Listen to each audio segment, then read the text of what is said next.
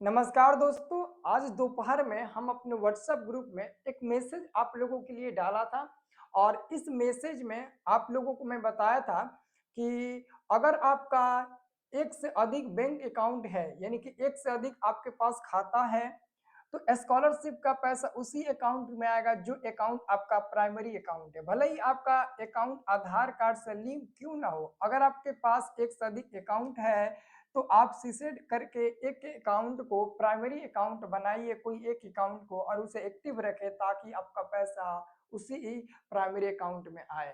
तो काफी लोगों ने इसके बारे में समझा नहीं, तो मैं सोचा कि हम वीडियो ही बना देते हैं, क्योंकि हमारे इस चैनल पर जाकर देखो स्कॉलरशिप से संबंधित हर एक पॉइंट के लिए वीडियो बनाकर अपलोड किए हैं, क्योंकि हम जानते हैं कि अगर ऑनलाइन में जरा सा भी गलती करेंगे तो भाई देखिए बहुत ज्यादा नुकसान हम लोगों को ना होगा। और जैसे दोस्तों आप लोग थंबनेल पर जितना भी कुछ देखा एकदम इसके बारे में विस्तार से हम आपको बताने वाले हैं।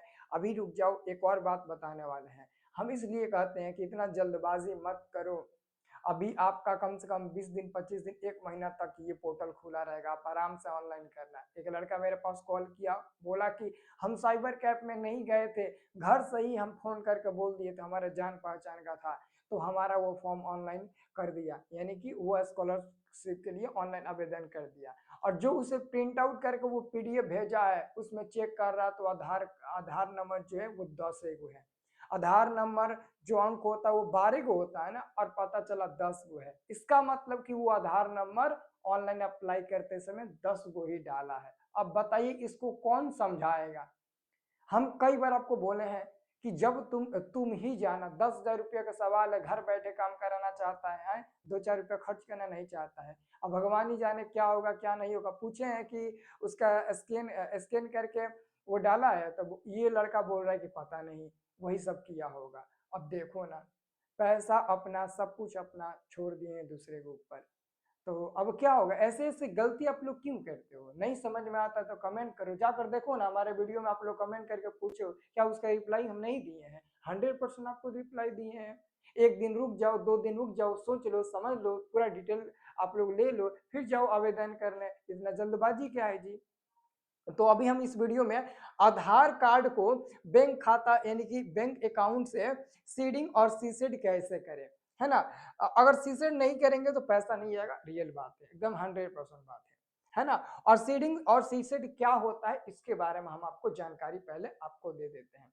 ठीक है, यहाँ पर दोस्तों जो आपका पहला शब्द आता है सीडिंग का, यहाँ पर जो आपका पहला शब्द आता है सीडिंग का, इसका मतलब ये हुआ कि जो आपका आधार कार्ड है, जो आपका आधार नंबर है, वो बैंक से लिंक है कि नहीं। अगर आपका आधार कार्ड यानी कि आधार नंबर बैंक से लिंक है तो वो सीडिंग कहलाएगा, यानी कि आपका सीडिंग हो चुका है। हमें लगता है कि 5-6% ऐसे स्टूडेंट होंगे जिनका आधार कार्ड से बैंक अकाउंट लिंक नहीं होगा, बाकी सबका लिंक होगा। अब दोस्तों सीसेड का मतलब क्या होता है, तो सीसेड का मतलब उन लोगों को समझना है जिनके पास एक से अधिक अकाउंट है।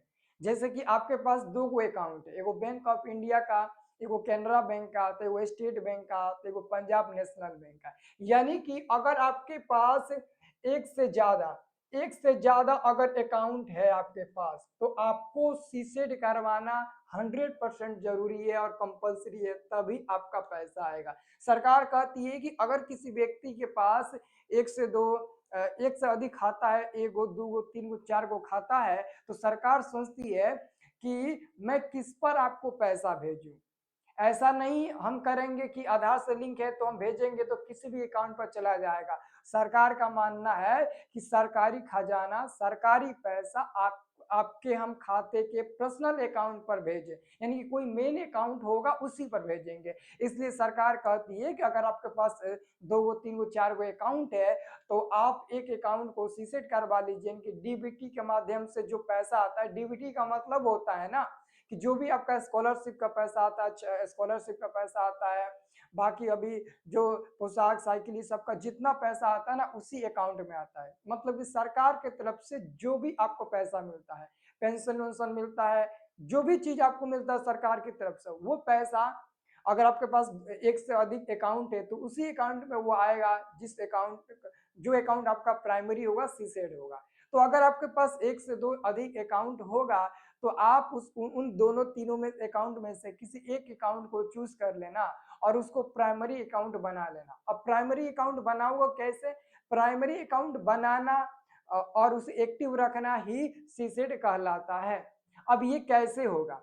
तो जिस अकाउंट को प्राइमरी बनाना चाहते हो उस बैंक में आपको जाना होगा और बैंक वाले से कहना होगा हमको वो वाला फॉर्म दीजिए जो डीबीटी के माध्यम से प्राइमरी अकाउंट बनाना है, और उसी फॉर्म को हमको मतलब कि वो हमको फॉर्म दीजिए जो हम प्राइमरी अकाउंट बना सके डीबीटी के माध्यम से स्कॉलरशिप का, सरकारी योजना के तहत जो भी हमको मतलब कि पैसा मिलता है वो आए। तो वो समझ जाएगा, उसको पता है ऑलरेडी, सबको पता है ऑलरेडी, वो आपको फॉर्म दे देगा और उस फॉर्म को आप भर कर जमा कर दीजिएगा। जब बैंक में जाइएगा सीसेट करवाने, एक अकाउंट को प्राइमरी अकाउंट बनाने, तो आधार कार्ड का जीरोक्स और बैंक खाता का जीरोक्स जरूर ले जाइएगा, ठीक है? क्योंकि आधार कार्ड का जीरोक्स और बैंक खाता का जीरोक्स लगेगा और जो आप फॉर्म भरोगे वो लगेगा। वो तीनों को एक साथ जमा करोगे तो 24 घंटा या 48 घंटे के अंदर आपका खाता प्राइमरी बन जाएगा, सीसेड आपका खाता हो जाएगा। आपके मोबाइल पर ओटीपी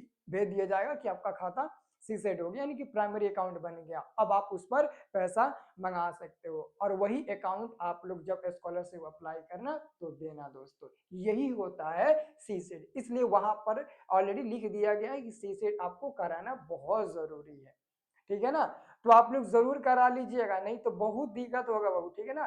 क्योंकि 8,000, 10,000, 15,000, 25,000, ट्वेल्थ वालों लोग को तो और ही दिक्कत होगा, क्योंकि ट्वेल्थ वालों लोगों के पास हमको पता है, जो 10th वाले हैं ना उन लोगों के पास ऑलरेडी ज्यादा उनके पास ज्यादा अकाउंट नहीं होगा।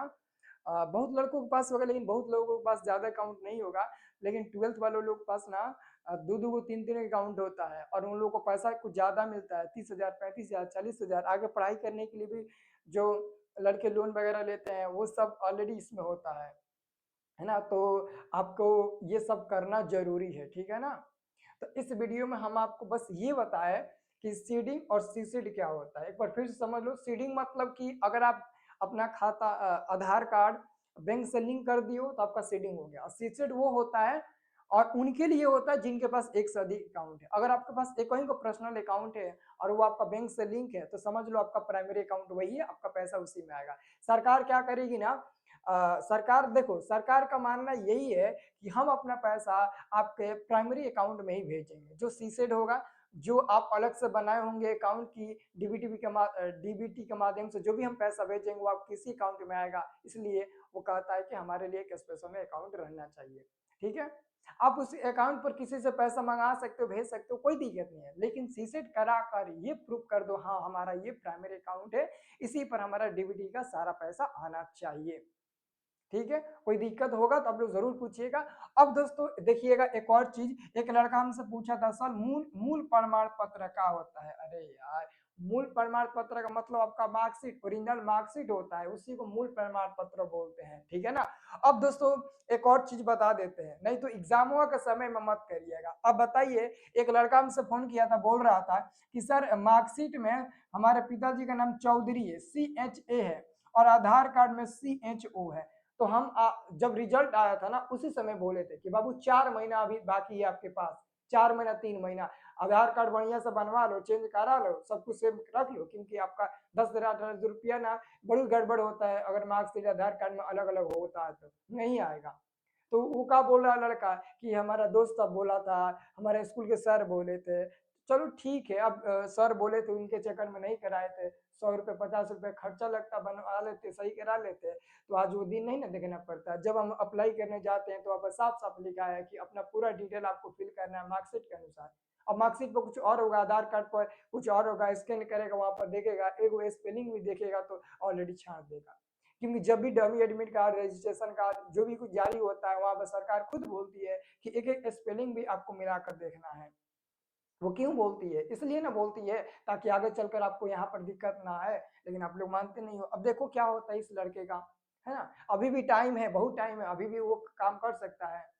तो आप लोग ये सब आपको देख कर ही ऑनलाइन आवेदन करना है। अब दोस्तों लास्ट एक मेन बात है वो आपको मैं बता देता हूँ, जो कि सुबह में इस पर आपको हम वीडियो देने वाले हैं, ठीक है ना।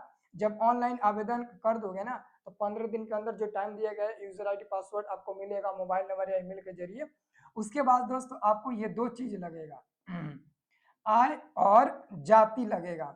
किनको आय देना होगा, किनको जाति देना होगा, कैसे बनेगा, कहाँ बनेगा, कितने दिन के अंदर हो जाएगा ये काम, ये दोस्तों हम आपको नेक्स्ट वाले सुबह वाले वीडियो में बताएंगे। आप लोग चैनल को सब्सक्राइब कर लेना। और हम आपको बता देते हैं ये 100% लगेगा। अब क्यों लगेगा वो भी बताएंगे। तो हमारा वीडियो देख कर ही आप लोग आय बनवाइएगा, क्योंकि एक लड़का ने आय बनवाया है 2.5 लाख से अधिक का आय बनवाया है, जबकि उसमें लिखा गया है 1.5 से लेस देन आपका आय होना चाहिए। शायद 1.5 से कम या फिर 2.5 से कम, ऐसे ही 1.5 से कम ही दिया है। मतलब कि 1.5 लाख से कम सालाना इनकम आपके घर का होना चाहिए, वो आय चाहिए, है ना। और कुछ लड़कों का ये भी सवाल है सर, अगर हम 1,20,000 1,30,000 लिख देंगे तो कोई दिक्कत नहीं ना होगा, क्योंकि हमारे घर में सरकारी नौकरी वाले लोग रहते हैं, तो सालाना तो इनकम 5 लाख 6 लाख होता होगा। हाँ लिख सकते हो, बिल्कुल कम करवा सकते हो, वहां पर कोई दिक्कत नहीं होगा। तो वही तो हम नेक्स्ट वीडियो में आपको बताएंगे, ठीक है। तो इस वीडियो में बस इतना ही है। आप लोग जो भी पूछना है कमेंट करके हमसे पूछ सकते हो, ठीक है दोस्तों।